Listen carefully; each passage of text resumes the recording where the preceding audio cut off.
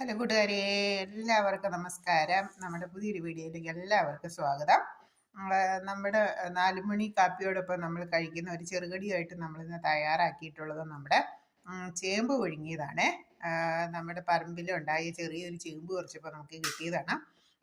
കുറച്ച് കിഴങ്ങുകൾ അത് നമ്മൾ നന്നായിട്ട് അതിൻ്റെ തൊലി ചിരണ്ടി കഴുകി വൃത്തിയാക്കി നന്നായിട്ട് എടുത്തു. എന്നിട്ട് നമ്മളത് കുക്കറിലിട്ട് 2 വിസിലടുപ്പിച്ചു.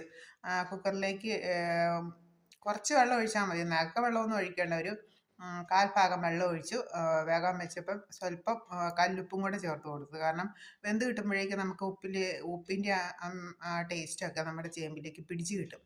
അപ്പോൾ നമ്മൾ ചേമ്പ് കഴിക്കുമ്പോൾ വളരെ ടേസ്റ്റി ആയിരിക്കും. പിന്നെ നമ്മൾ അതിന് തയ്യാറാക്കിയിട്ടുള്ളത് ചെറിയൊരു ഇടിമുളക് ചമ്മന്തിയാണ്. ഉള്ളി ഇടിമുളകും കൂടെ ചേർത്തുണ്ടാക്കിയിട്ടുള്ള ഒരു ചമ്മന്തിയാണ്. അപ്പോൾ ആ മുളക് ചമ്മന്തിയുടെ വീഡിയോ ഞാൻ വിശദമായിട്ട് ഇട്ടിട്ടുണ്ട്. എല്ലാവരും അതൊന്ന് കാണണേ. ഇടിമുളക് ചമ്മന്തി തയ്യാറാക്കാനായിട്ട് നമ്മൾ ചെറുള്ളി എടുത്തു, വെളുത്തുള്ളി എടുത്തു. അത് നമ്മൾ എണ്ണയിലേക്ക് സ്വല്പം എണ്ണ ഒഴിച്ച് നന്നായിട്ട് വഴറ്റിയെടുത്ത് അതിൽ ഉള്ളി വഴന്ന് വന്നപ്പോഴത്തേക്ക് നമ്മൾ ഇടിമുളകും കൂടെ ഇട്ട് നന്നായിട്ട് വഴറ്റി തവി കൊണ്ട് ചെറുതായിട്ടൊന്ന് ഉടച്ചു കൊടുത്ത് ആവശ്യത്തിന് ഉപ്പ് നീരും കൂടെ ചേർത്ത് നമ്മൾ റെഡിയാക്കി കഴിഞ്ഞ് നമ്മുടെ മുളക് ചമ്മന്തിയായി. ഈ മുളക് ചമ്മന്തി എല്ലാ ചോറിൻ്റെ കൂടെയും സൂപ്പറാണ്, കപ്പ പുഴുങ്ങിയതിൻ്റെ കൂടെ സൂപ്പറാണ്, നമുക്ക് ചപ്പാത്തിക്കും ഒക്കെ ചമ്മന്തിയായിട്ട് ഉപയോഗിക്കാം. അങ്ങനെ ഏതിൻ്റെ കൂടെയും നമുക്ക് ദോശയ്ക്ക് ചമ്മന്തിയായിട്ട് ഉപയോഗിക്കാം.